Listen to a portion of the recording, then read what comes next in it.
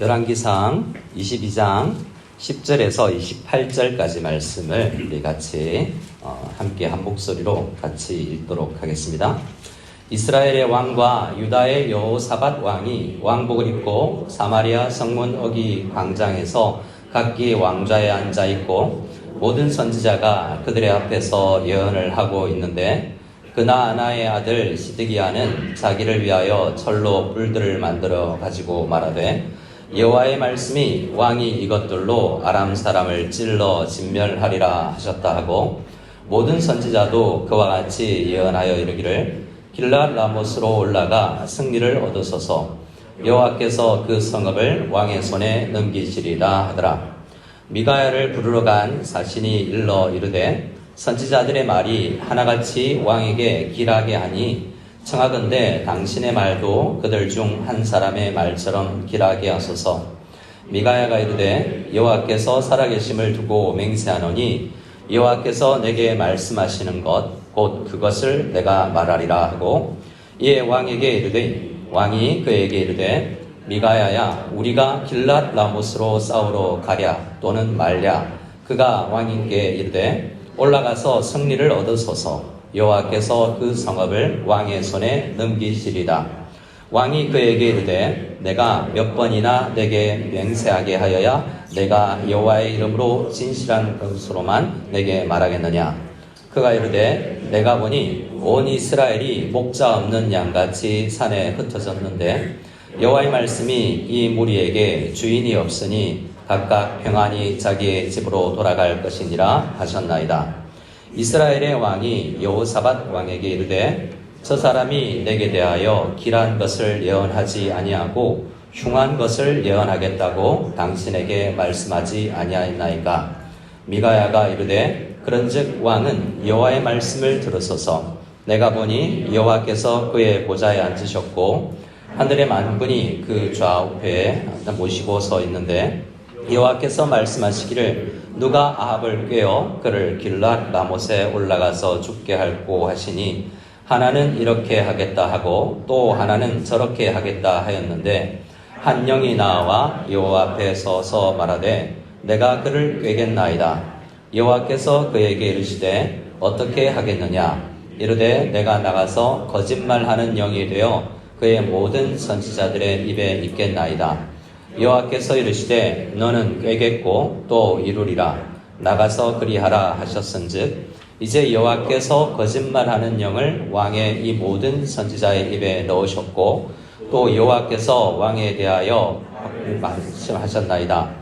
그나아나의 아들 시드기야가 가까이 와서 미가야의 뺨을 치며 이르되 여호와의 영이 나를 떠나 어디로 가서 내게 말씀하시더냐. 미가야가 이르되 내가 골방에 들어가서 숨는 그날에 보리라. 이스라엘의 왕이 이르되 미가야를 잡아 성주 아몬과 왕자 요아스에게로 끌고 돌아가서 말하기를 왕의 말씀이 이놈을 옥에 가두고 내가 평안히 돌아올 때까지 고생의 떡과 고생의 물을 먹이라 하였다 하라. 미가야가 이르되 왕이 참으로 평안히 돌아가시게 될진데 여호와께서 나를 통하여 말씀하지 아니하셨으리다.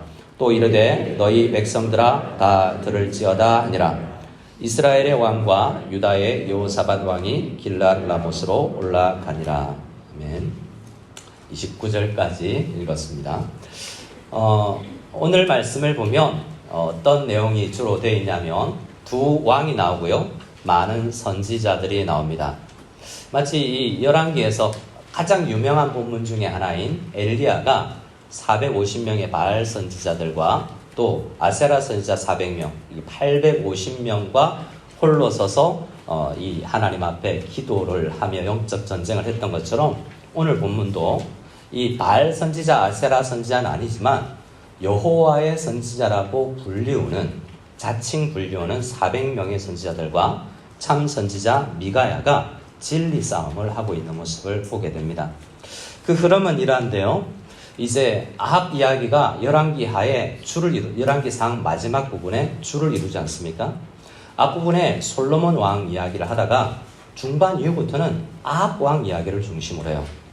그래서 이 전체 이야기는 여러 왕들, 10왕들을 이야기하면서 사실 그들이 어떻게 하나님께서 세우신 왕의 직분을 잘 감당하고 있는지를 보여주는데요. 표준은 다윗입니다.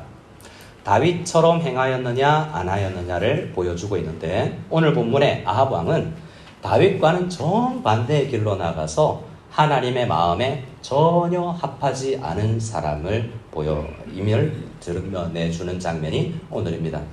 끝내 오늘은 이 아합이 22장에서 길랏 라못 전투에서 자기는 승리하고 쟁취하고자 하지만 그 길랏 라못이 자기 무덤이 되어버리는 그런 장면을 우리에게 보게 되죠.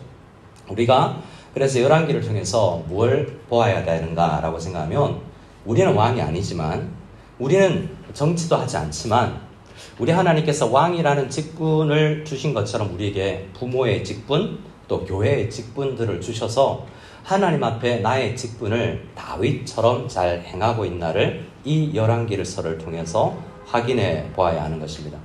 오늘 장면은 이제 북이스라엘과 남유다가 나누어졌지 않습니까? 근데 남북은 거의 왕래도 하지 않았었어요.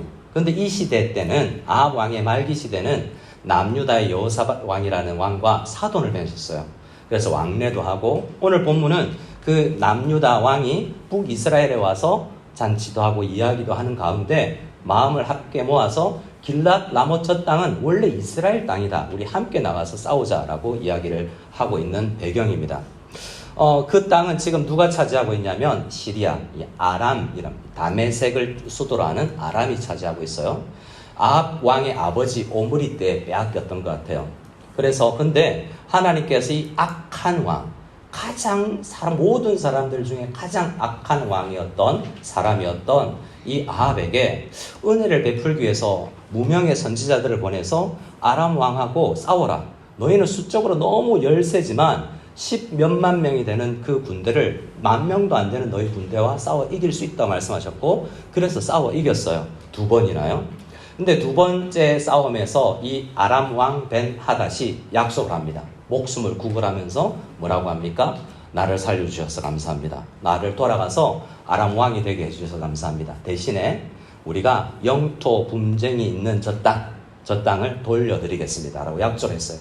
근데 3년이 지나도록 이 아람 왕이 지키지 않은 것 같아요. 근데 하나님께서 그 3년이라는 시간을 아합에게 준 이유는 아합이 돌아오기를 바라는 것이지 그 땅 차지하라고 이야기한 건 아니에요. 물론 차지해야 되지만 아합 같은 그 악한 왕에게도 엘리야를 보내고 무명 선지자들을 보내고, 오늘은 마지막으로 미가야 선지자를 보내서 그 마음이 돌아오기를 바라는데요. 오늘 보는 아합은 정반대 마음이 되어서 엉뚱한 땅 따먹기를 하고 있는 것. 자기 자신은 정치 잘 한다고 생각하고 있는데 영토를 넓히는 것이 중요한 하나님의 뜻이다라고 생각할지도 모르지만, 하나님의 뜻에서 다윗처럼 하나님의 마음에 합하지 않고 정반대의 길에 가 있는 것을 보게 됩니다.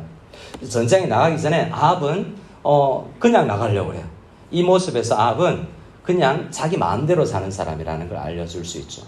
그 전에 최근에 아람이라는 군대와 2번 싸울 때 어떤 일이 있었습니까? 기도하지 않는 그에게 무명의 선지자들을 보내서 하나님께서 기도 응답을 먼저 주셨잖아요. 뭘 배워야 되죠? 우리가 사업에 나갈 때, 공부를 할 때, 무엇을 할 때도 기도하고 하나님의 뜻인가 아닌가를 물어봐야 되지 않겠습니까? 근데 그렇게 하지 않습니다. 근데 사돈을 맺은 남유다의 왕은 그나마 그래도 기도하는 사람이라 사돈에게 영향을 끼치려고 합니다. 우리 전쟁 나가기 전에 기도해보고 나갑시다 라고 이야기해요. 그런데 사실 여호사밧도 기도하는 사람이지만 어떤 영향인지 완전하진 않은 것 같아요. 왜냐하면 먼저 싸움에 동참하겠다고 이야기하고 그 다음에 기도해보자 그러거든요. 순서가 어떻습니까? 아니, 갈지 말지 먼저 기도하고 그 다음에 가야 되는데, 이 사람도 전쟁 참여할게요. 내 말이 당신 말이고 우리 군대가 당신 군대입니다. 우리 가족이지 않습니까? 이렇게 이야기하고 나서 인간적인 관계를 먼저 이야기하고 속에 그래도 기도 안 해봤네? 라는 생각으로 늦게나마 기도해봅시다 라고 한 거예요. 근데 기도하자고 사람을 모았습니다. 그때 기도는 홀로 할 수도 있어요. 다윗은 홀로 하나님의 전에 앞에 나아가서 기도했거든요. 근데 그래도 도와주는 선지자들이 있으니, 제사장들이 있으니 우리 기도 함께 해보고 나갑시다 했는데, 아합이 기도를 도울 선지자들을 400명이나 모았습니다. 여러분 알겠지만 아합과 이세벨은 국가 재정으로서 이 바알 선지자, 아세라 선지자들을 공무원으로 채용해서 이 기도를 하도록 했던 사람들입니다. 근데 엘리야를 통해서 큰 코 다치고 이제 바알 선지자, 아세라 선지자는 없는 것 같아요. 그런데 뭐가 남아 있습니까? 하나님의 선지자, 여호와의 선지자들을 400명이나 두고 있는데 사실 보면 명목상 선지자인 것 같아요. 형태는 기독교지만 속의 내용을 들어가 보면 기독교가 아닌 거죠. 오늘 본문은 그 400명의 선지자들이 하나같이 왕은 전쟁터에 나가서 이긴다고 그러고, 미가야 선지자는 하나님의 어전회의에 기도를 통해서 참여하고 하나님의 뜻을 드러내어 보입니다. 그런데 결국은 어떻게 됩니까? 미가야 선지자가 감옥에 갇히고 고생의 떡과 물을 마시게 되는 것으로 하나님의 사람은 결론이 나고, 이 악한 사람은 하나님의 뜻을 들었음에도 아닐 거야 라고 생각하고 전쟁터에 나갔다가 죽음을 맞이한다라는 것이 오늘의 흐름이에요. 자, 아합 이야기를 왜 이렇게 많이 하는가 하면 결국 반대되어 있는 그가 다윗의 길로 안 갔고 이전의 왕들의 평가는 어쨌냐면 여로보암이라는 악한 왕의 길로 걸었다라는 게 평가예요. 근데 아합부터는 어떻게 되는지 아십니까? 여로보암보다 아합이 더 악했기 때문에 아합의 길로 간다는 거예요. 그래서 열왕기 상하에 두드러지게 나타나는 그 주제는 어떤 왕이, 어떤 직분자가 하나님의 마음에 합한 직분자인가예요. 그래서 이 여러 왕들을 보면서 우리가 점검해야 되는 건 나는 하나님의 뜻대로 내 삶을 살고 있나를 점검해야 되는 것입니다.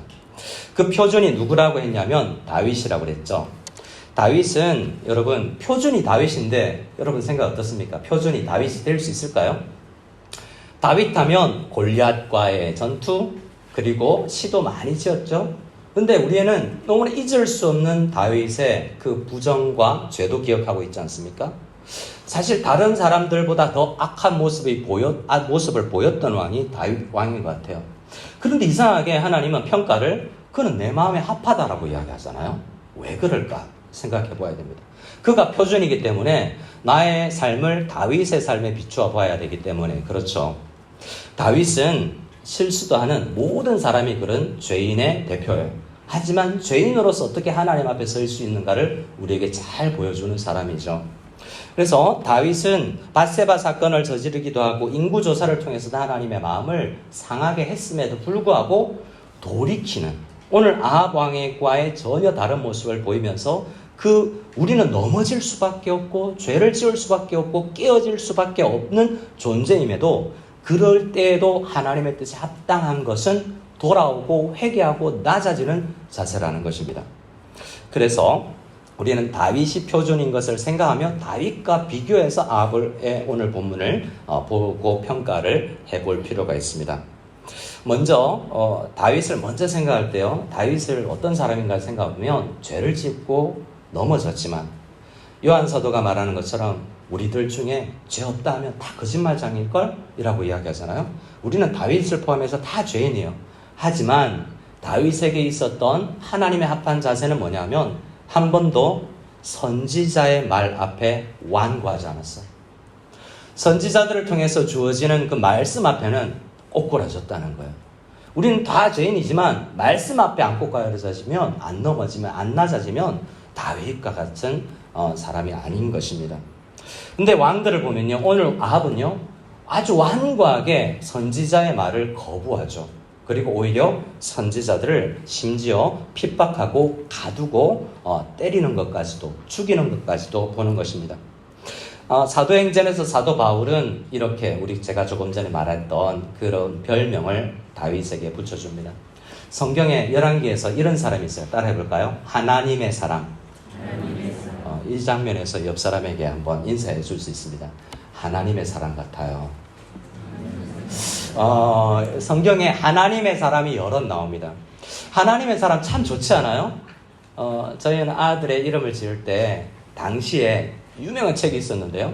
하늘에 속한 사람이라는 책이 있었어요. 그래서 이름을 기민이라고 지었는데요. 개인적인 이야기지만 하늘 민자를 써서 털을 하늘에 깎아놓고 사는 사람이 되어라 라는 하늘의 사람이라는 뜻이에요.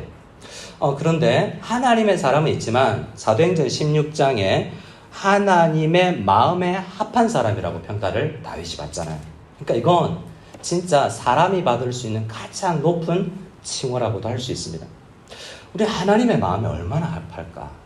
우리가 성경을 안다고 살아가지만요, 우리는 내 마음이 내 말에 있는 말씀으로 사람에게 상처를 주고 분위기를 어둡게 하고 하나님의 마음을 기쁘게 하지 않는 경우가 설교를 통해서도 사역을 통해서도, 여러분 하나님의 사람인 척하지만 안 그런 경우가 참 많아요.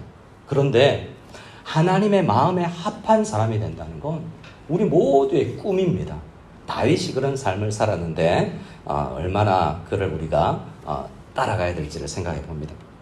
사무엘상 16장에서 사무엘을 통하여서 왕에게, 다윗 목동에게 왕의 직분을 주면서 아무것도 아닌 그에게 직분을 주면서 나는 중심을 본다라고 이야기하잖아요. 사람은 외모를 보고 말을 보고 표정을 보고 그의 지위를 보지만 하나님 우리의 마음을 다 보세요. 그래서 우리는 아무것도 아닌 것 같지만 아니야, 너 내 마음 꼭 든다 라고 하실 수도 있고, 외모적으로는 진짜 그럴듯해 보이지만 하나님 마음에 전혀 안 들 수도 있어요. 하나님만이 평가합니다. 다른 사람의 평가를 들을 필요도 없어요. 하나님이 우리를 아시면 되는 거죠. 다윗이 하나님의 마음에 합한 사람인 이유가 저는 한 5개쯤 있다 봐요. 몇 개요? 보통 3개 하는데 5개는 좀 많나요? 손가락 5개니까 죄송합니다. 5개 정도 좀 많아 보일지 몰라도 한번 외워볼까요? 다윗은 왜 하나님의 마음 합한 사람인가 따라합시다. 하나님의 주권. 손가락 하나씩 해도 됩니다. 하나님의 주권을 인정한 사람. 2번째, 하나님의 은혜. 하나님의 은혜가 뭔지를 알아요. 3번째, 하나님의 임재. 늘 하나님의 임재를 추구했죠. 그리고 하나님과의 교통. 하나님과의 교통, 교제, 기도. 하나님과 교제하고 싶어 했던 사람이에요. 마지막입니다. 따라합시다. 하나님의 소명. 그러니까 왕은요, 왜 아담에게 하나님께서 너는 왕처럼 그에게 직분을 주셨냐면, 다스리는 직분을 주셨냐면, 하나님의 뜻을 잘 알고 그리고 소통하며 하나님의 뜻을 이 땅에 이루는 소명을 이루라고 하신 거예요. 그래서 이 5가지 부분, 다윗의 길로 행한다는 것은 하나님의 주권을 인정하고 은혜를 알고 또 하나님의 임재를 추구하며 하나님과 교통하고 결국 하나님의 비전, 꿈, 소명을 이루는 사람을 의미하는데, 오늘 아합은 정반대의 길로 가 있는 것을 보게 됩니다. 오늘 주보에 말씀이 있으니 여러분 성경 사무엘하 7장을 한번 찾아볼까요? 사무엘하 7장을 찾아서 다윗과 아합을 교차 우리 비교해 보기를 원합니다. 구약성경 사무엘하 7장 말씀을 펴고 주보는 옆에 두고 하면서 아합과 주보에 나온 열왕기 본문을 두고 함께 살펴보기를 원합니다. 우리 찾으신 분들은 사무엘하 7장 18절 말씀을 같이 한번 읽어보기를 원합니다. 사무엘하 7장 18절입니다. 시작. 다윗 왕이 여호와 앞에 들어가 앉아서 가로되 주 여호와여, 나는 누구오며 내 집은 무엇이건대 나로 이에 이르게 하셨나이까. 아멘. 먼저 하나님의 주권이에요. 여러분 하나님이 주인이심을 인정하십니까? 정말 인정하세요? 하나님께서 여러분 자녀의 주인입니까? 여러분의 재산의 주인이십니까? 여러분 교회의 주인인지 우리 가정의 주인인지. 다윗은요, 하나님의 마음 합한 사람이라는 것이 늘 하나님이 주인입니다라는 주권을 인정했던 것 같습니다. 오늘 이 사무엘하 7장은 다윗이 가장 높고 가장 잘 나갈 때 고백했는데요. 가장 왕으로서도 지극하게 사람들의 존중을 받는 때에 고백했는데, 하나님, 저는 종입니다. 하나님만이 주인이십니다를 고백하는데, 이 사무엘의 7장의 다윗의 긴 기도를 보면 주님, 주 여호와여, 18절에도 주 여호와여, 19절에도 주 여호와여, 주 여호와여 인간의 규례대로, 20절에도 주 여호와는 종을 아시오니 라고 하면서 하나님이 주인이심을 인정하고 있는 모습을 보게 됩니다. 근데 오늘 본문의 아합을 한번 볼까요? 오늘 본문을 10절부터 끊었는데요. 10절 말씀을 같이 열왕기상 22장 10절을 주보에 있는 우리 본문을 보면서 혹은 PPT를 보면서 함께 우리 읽기를 원합니다. 10절입니다. 시작. 이스라엘의 왕과 유다의 여호사밧 왕이 왕복을 입고 사마리아 성문 어기 광장에서 자기 왕자에 앉아있고.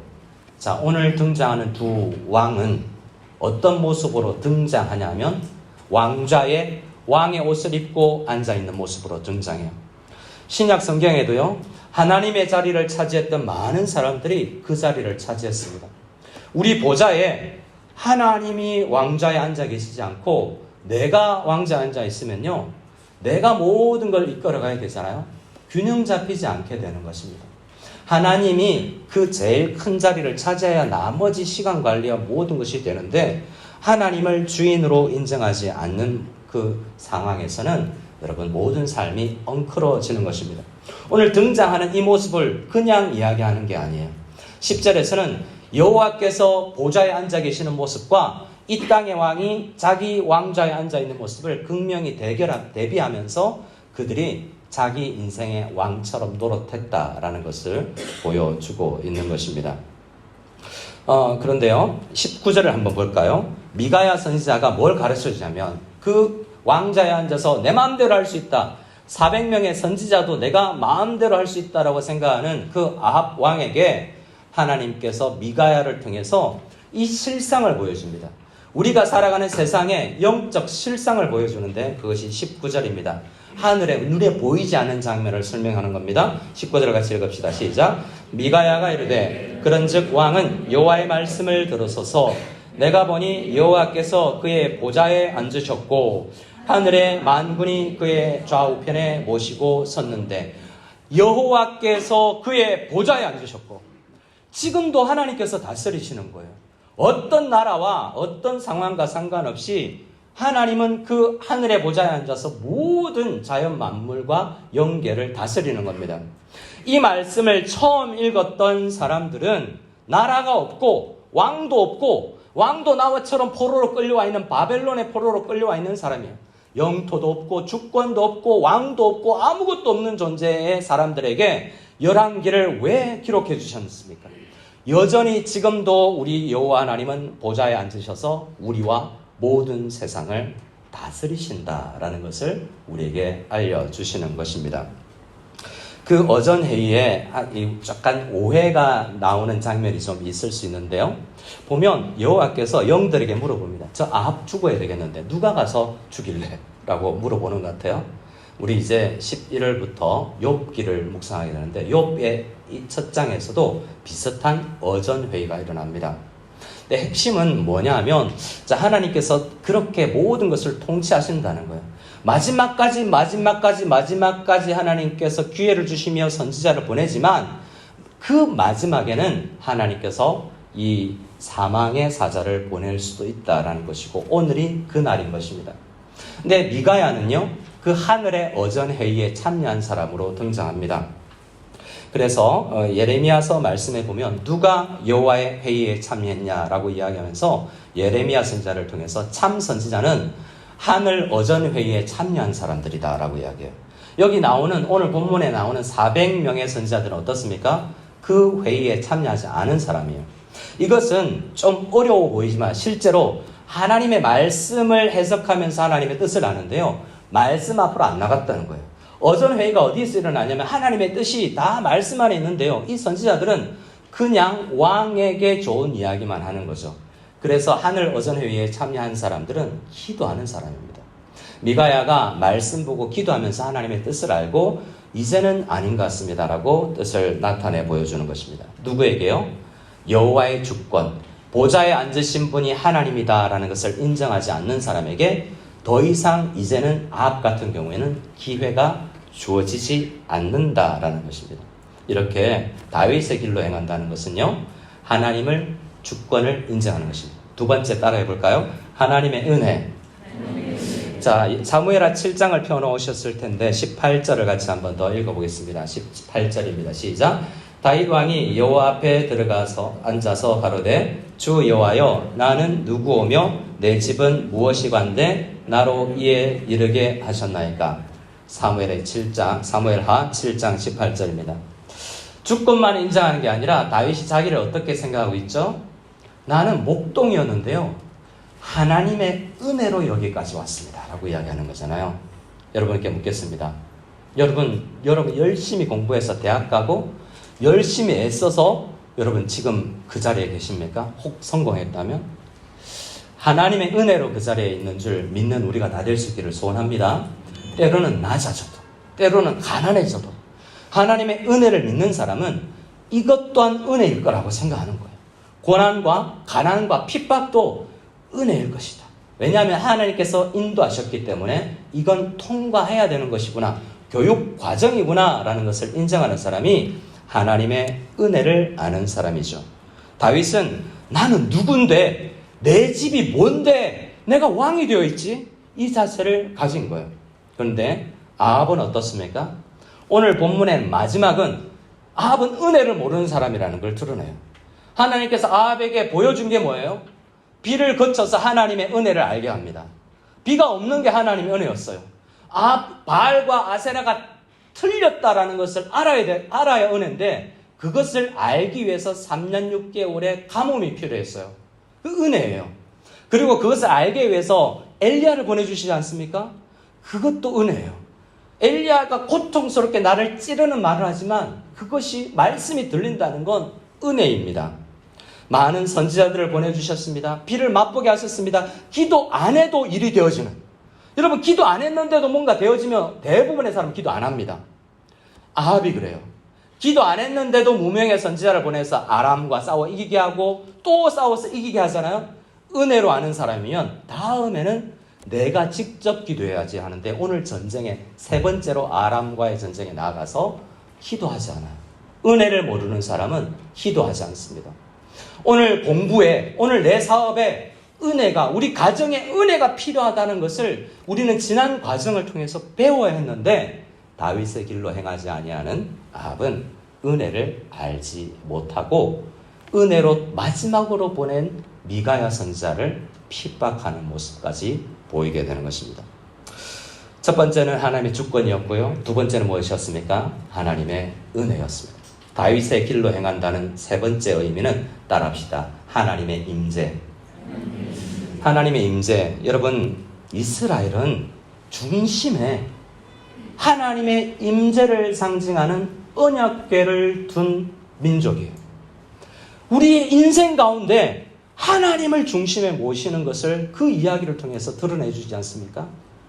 사무엘의 7장 우리가 찾아놓은 이 장면의 배경은요, 다윗이 백향목궁에 살다가 문득 깨달았습니다. 나는 이렇게 잘 사는데 내 중심으로 살아면 안 되겠구나 하고 언약궤가 휘장 가운데 있다는 걸 기억하고 성전 짓고자 합니다. 성전 짓는 것이 그에게 허락되지는 않지만 그의 마음은 하나님의 임재를 가장 소중히 여기며 모시고 싶은 마음은 흔들리지 않았던 것입니다. 아합은 어떻습니까? 처음에는요, 하나님의 성전에 바알 신들을, 아세라 신들을 모셔놨어요. 지금은요, 400명의 여호와 선지자라고 여러분 모셔놨지만, 청빙했지만 그들이 다 그냥 녹먹는 사꾼들이었던 거예요. 북이스라엘 시작될 때 레위 지파 사람이 아니라 아무런 아닌 일반 백성들을 제사장 세운 것을 볼 때에 이 400명의 선지자들도 아무나 돈 주면 될 수 있는, 그러니까 왕에게 좋은 말만 하면 선지자 될 수 있는 400명. 그 사람들이 성전 가운데 가득한 거예요. 우리는 다윗의 길로 행한다 할 때 나는 하나님의 임재를 사모하나 돌아봐야 됩니다. 우리 가정이 하나님의 임재를 사모하나? 우리 가정 가운데 언약궤가 상징하는 말씀이 중심에 있고 그것에 따라서 모든 것을 결정하는, 어떤 대학을 가냐 안 가냐 하는 안 가르쳐 줄 겁니다. 제가 학답하는데요, 여러분 기도해도요, 여러분 서울대 갈지 연세대 갈지 고려대 갈지 안 가르쳐 줘요. 아무 데나 가시기 바랍니다. 세 군데 안에. 요즘 아이들을 제가 만나면 너무 하버드대 갈지라고 하지 말고 그냥 이렇게 가라라고 이야기하는데, 어디 그게 아니어도 좋고 스카이 아니어도 좋아요. 그 중심에 하나님의 임재를 모시는 사람이냐가 중요한 거 아니겠습니까? 우리 자신이, 여러분 바알이나 아세라는 나를 왕으로 섬기는, 내가 중심에 있는 종교예요. 우리는 이 여호와 선지자 400명이 보여주는 것처럼 교회 다니지만 성경 읽지만 내가 중심에 있어서 내 마음에 드는 것만 취하고 아닌 것은 버려버리는 임재가 아니라 내가 내 속에 가득한 모습만 보일 수 있는 것입니다. 하나님의 주권, 하나님의 은혜, 하나님의 임재를 이야기했다면 네 번째는 따라합시다. 하나님과의 교통. 사무엘하 7장에서 다윗은 여호와 앞에 들어갑니다. 따라합시다. 여호와 앞에. 다윗은 직접 나아갔습니다. 왕은요, 선지자 통해서 안 나가도 내 하나님께 나아가면 교통할 수 있다는 것을 아는 사람들이 많이 있었습니다. 다윗이 대표적이에요.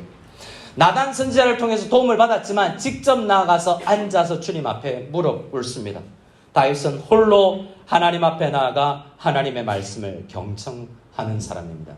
여러분 이제 유튜브 좀 끊어야 됩니다. 엉뚱한 말씀 좀 끊어야 돼요. 혼란스럽기만 합니다. 신방을 갔는데 한 분이 그래요. 이 목사님은 이렇게 이야기하고 저 목사님은 저렇게 이야기하고 도대체 헷갈려서 성경 읽기가 어렵습니다. 그래서 성경 오히려 안 읽게 된다. 오늘 이 말씀 가운데 여러분, 우리는 잘못된 말씀을 들으면 우리가 얼마나 우울해지며 얼마나 올바른 말씀도 안 듣게 되는지를 알게 됩니다. 많은 교회가 있어요. 정말 뛰어난 설교를 하는 것 같은데 우리 목회자 사회에서 회자되는 그 많은 진짜 그럴듯한데 들어보면 사람이요, 교회만 비판하고요, 그리고요 말씀이 안 들려요. 그리고 점점 우울해지고 이상해지는 결과가 그 교회 안에서 발견된다고 우리 이단 연구자들이 이야기합니다. 여러분, 말씀도 제대로 들어야 되는데 제일 중요한 건 성령님 의지하고요, 하나님 앞에 직접 무릎 꿇고 나아가는 것입니다. 다윗이 그랬던 것처럼. 아합은요, 선지자 보내줘도 기도 안 하잖아요. 이것이 오늘 하나님의 말씀 안에서 드러나는 아합의 정반대의 길입니다. 마지막입니다. 따라합시다. 하나님의 소명. 결국 그는 열심히 싸웠습니다. 목표는 하나님의 나라를 확장하는 것 같아요. 좋은 것 같지 않습니까? 옛날에 이스라엘 땅이었던, 우리가 분배받았던 저 땅을 쟁취하자는 좋은 목표가 있는 것 같지만 그건 자기의 어떤 업적을 위해서만 하는 것이었어요. 다윗은요, 넘어졌지만 소명을 잃지 않았어요. 내가 죄인인데 어떡하지? 내가 하나님 영광 가리면 어떡하지? 하나님 나에게 준 직분 왕은 백성들을 잘 다스리고 저들에게 말씀을 내가 삶으로 보여주는 건데, 시편 51편의 말씀을 보면 다시 한번 성령을 나에게 주시면 말씀을 전하는 사람 좀 되고 싶습니다. 하나님, 넘어졌는데 나 소명은 잊지 않았는데요, 복 좀 주십시오. 기복신앙이 아니에요. 하나님의 복이 있어야, 그 복을 통해서 하나님의 능력이 있어야 그 능력을 통해서 소명을 이룰 수 있기 때문에 하나님, 다시 일어설 수 있는 힘을 주십시오라고 넘어졌을 때도 기도했기 때문에 그는 하나님의 마음에 합한 사람이에요. 아합과 정반대의 길에 서 있습니다. 여러분, 우리는 무엇을 이루고자 합니까?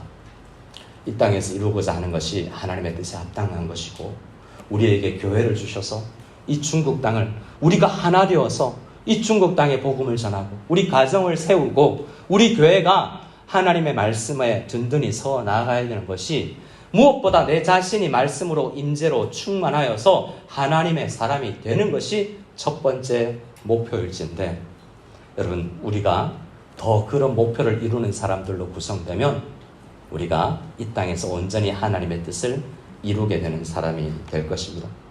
가장 대표적으로, 유일하게 하나님의 뜻을 이 땅에서 이루신 분이 있다면 예수 그리스도입니다. 우리는 넘어질 수 있어요. 넘어질 때마다 그래서 예수께 나아가야 됩니다. 예수님께서는 요한복음 17장에서 거의 이 땅에서의 마지막 기도에 이렇게 하나님 아버지께 기도했습니다. 아버지께서 내게 하라고 주신 일을 내가 이루어. 하나님께 어떻게 영광이 돌려드려지느냐? 사실 우린 구원은 거저 받지만 상급은 은혜로가 아니라 우리의 열심과 우리의 사명에 다하는 달려갈 길을 다가가는 열정으로 하나님 앞에 상도 받는 것입니다. 예수님의 이 목표를 따라 살았던 많은 사람이 있는데요, 다윗이 그랬고 신약성경엔 바울이 그랬습니다. 인생을 다 살고 나서 이제 60여 년의 인생을 살고 나서 마지막 호흡을 내쉬며 다음 세대 목사 디모데에게 말할 때에 이 바울 목사님은 이렇게 고백합니다.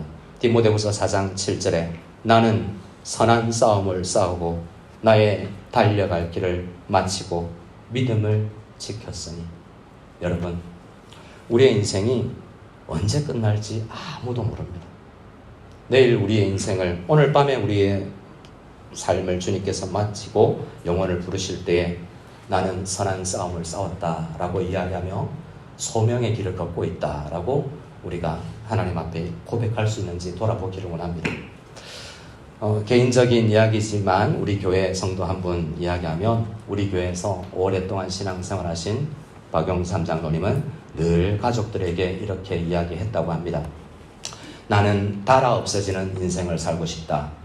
나는 회사도 운영해보지만 교회를 위해서 어떤 어려움이 와도 교회를 위해서 내 사명을 다하겠다.